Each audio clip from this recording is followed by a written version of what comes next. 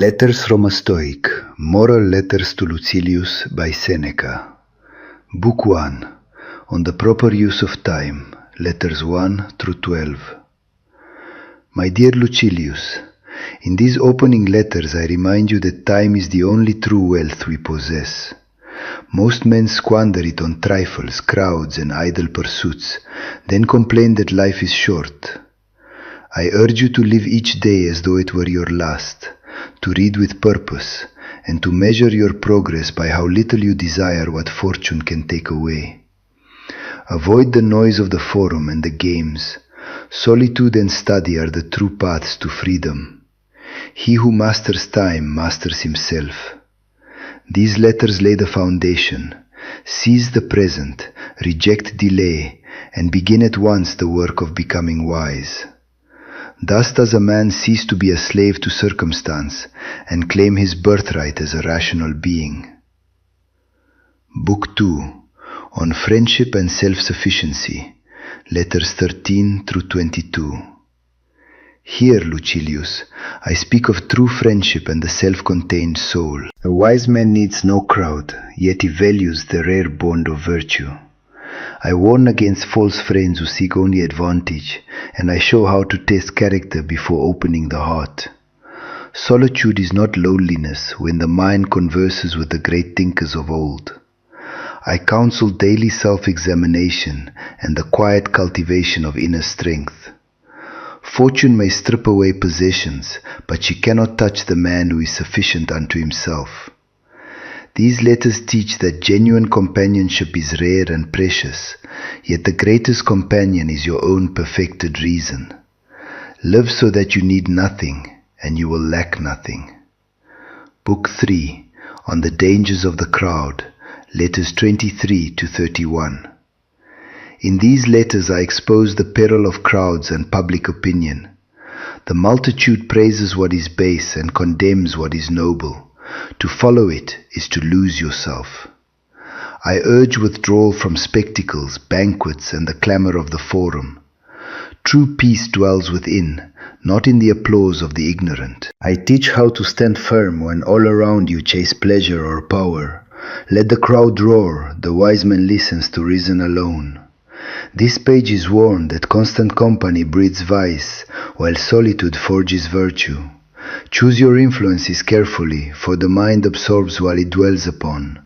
Thus you guard the citadel of your soul. Book 4, On the Shortness of Life, Letters 32 to 40. Lucilius, I return again to the brevity of existence and the folly of postponing wisdom. Men plan for decades yet die tomorrow. I bid you live immediately, to study philosophy not as ornament but as armor. Death is not to be feared, it is the natural close of a well-spent day.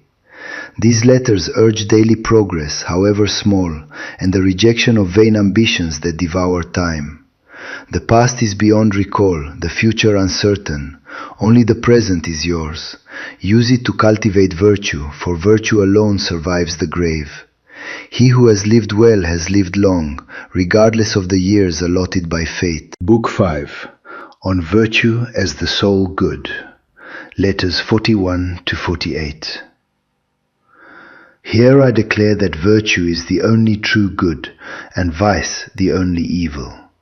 All else, wealth, health, reputation, is indifferent. I show how the wise man remains untroubled by external blows, because his happiness rests within. These letters teach indifference to fortune's gifts, and the steady practice of courage, justice, temperance, and wisdom. External things cannot make you happy or wretched, only your judgment does. I counsel you to examine every desire. Does it serve virtue or merely pleasure? Thus armed, you walk through life free, for nothing outside your will can truly harm you. This is the heart of Stoic freedom. Book 6, On the Mastery of Desire, Letters 49 to 57. In these pages I examine the tyranny of unchecked desires. Luxury, ambition, and sensual pleasure promise joy, yet deliver slavery. I teach moderation and the training of the will so that you command your appetites rather than they command you. The body is a temporary lodging. Do not let it rule the soul. Daily discipline, simple fare, and contempt for excess build the unshakable mind. These letters warn the desire is a fire that grows with feeding. Starve it, and peace follows. He who wants little possesses much, for he is content with what nature requires and reason approves. Book 7, on Facing Death, letters 58 to 66. Lucilius, these letters confront the greatest fear, death. I show that death is nothing to the wise men, merely the return of elements to their source. I recount examples of noble souls who met the end with calm dignity. Practice dying daily by living each moment fully. Fear of death poisons life, acceptance liberates it. These pages urge you to rehearse the final hour in imagination, so that when it comes you greet it as an old acquaintance. The soul that has lived according to nature departs without regret. Thus you achieve the highest freedom, to look upon death and smile. Book 8, on the Value of Study, letters 67 to 74. Here I praise the lifelong study of philosophy as the true path to human excellence. Books are companions that never betray. I urge you to read not for display but for transformation, to weigh every sentence and apply it to life. These letters show how the wisdom of the ancients arms us against fortune. Study sharpens judgment and strengthens the soul. Let no day pass without some line that nourishes virtue. The mind, like the body, grows strong through exercise. These teachings remind you that knowledge unused is worthless. Only lived philosophy brings freedom. Book 9, on the Tranquil Mind, letters 75 to 88. In this longer group I explore the tranquil mind that remains undisturbed amid turmoil. I teach how to withdraw inwardly when the world rages, how to meet adversity with equanimity, and how to find joy in simple existence. These letters warn against the restlessness that drives men from place to place, seeking peace they carry within. True calm comes from aligning the will with nature and reason. I counsel daily reflection and the cultivation of gratitude. He who possesses inner peace carries a fortress no enemy can breach. This is the peace that philosophy alone bestows. Book 10, on the Nature of the Universe, letters 89 to 95. Lucilius, these letters turn to the larger order of the cosmos and our place within it. I explain how understanding the rational structure of nature frees us from superstition and fear. The universe is governed by providence. Events are not random, but part of a greater whole. These pages teach acceptance of what must be and the cheerful performance of duty. Study the stars, the elements, and the cycles of life. They mirror the soul's journey. When you see yourself as a citizen of the cosmos, petty troubles lose their sting. This knowledge brings serenity and purpose. Book 11, on True Wealth, letters 96 to 100. Here I distinguish real wealth from the counterfeit. The rich man who fears loss is poorer than the beggar. I show that contentment with little is the greatest riches. These letters condemn greed and luxury while praising the freedom of the man who needs nothing beyond virtue. True abundance is measured by how little you desire, not how much you possess.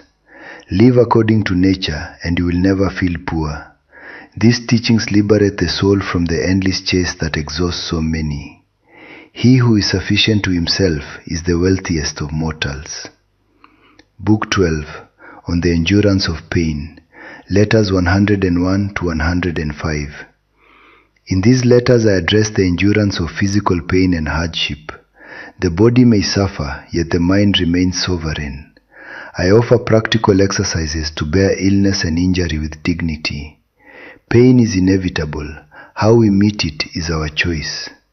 These pages teach that the wise man transforms suffering into testimony of inner strength. Do not let the flesh dictate the spirit. With reason as guide, even the rock becomes bearable. This is the Stoic triumph, to remain serene while the body protests. Thus you prove your soul superior to circumstance. Book 13, on the brevity of fame, letters 106 to 110. Lucilius, these letters expose the emptiness of seeking fame. Posterity forgets even the greatest names. I urge you to labor for virtue, not applause. True glory is the silent approval of your own conscience. These pages warn that the pursuit of reputation enslaves the soul to the judgment of others. Live so that you need no witness but reason. Fame is a shadow that vanishes at noon. Content yourself with the quiet knowledge that you have lived well. This is the only renown worth possessing. Book 14, on the dangers of flattery, letters 111 to 115. Here I caution against the poison of flattery and the company of flatterers. A wise ruler or friend speaks truth, however sharp. These letters show how self-deception begins with pleasing lies.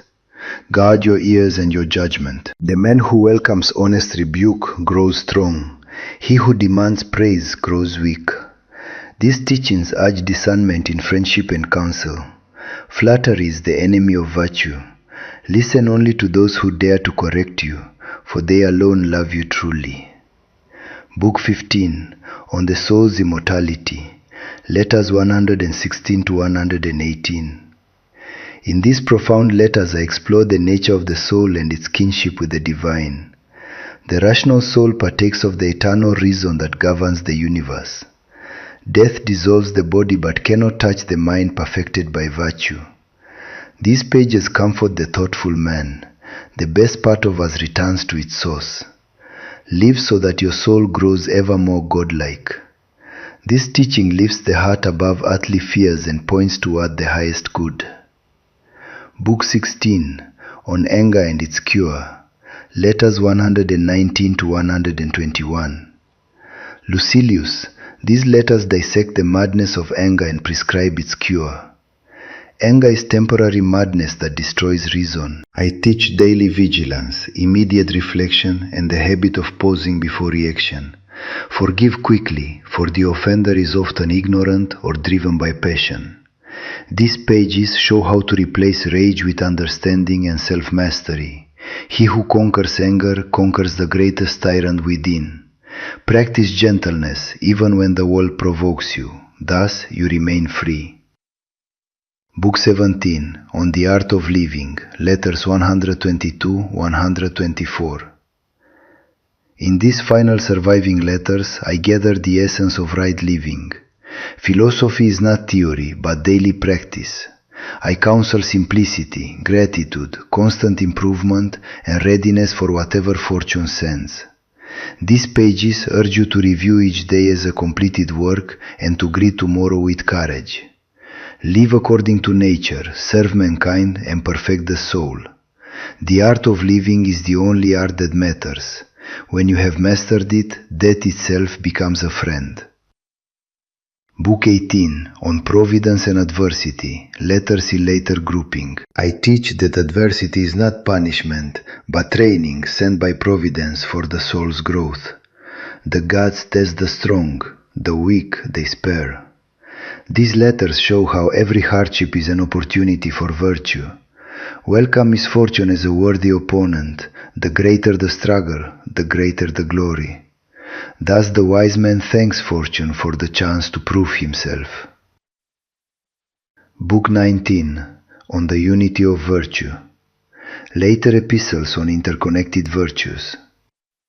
Here I demonstrate that the virtues are inseparable. Possess one and you possess all. Courage without justice is brutality. Wisdom without temperance is cunning. These letters bind the cardinal virtues into one harmonious whole. Cultivate them together and your character becomes unbreakable. Book 20, on the final freedom. Closing letters on complete liberation. In these culminating reflections I speak of the perfect freedom of the wise man who has aligned his will entirely with nature. Nothing external can enslave him. He lives in the present, accepts the inevitable, and departs life with gratitude. This is the ultimate teaching. The soul that has become reason itself fears nothing and desires nothing beyond what is right. Thus you achieve the Stoic ideal, tranquility amid the storm.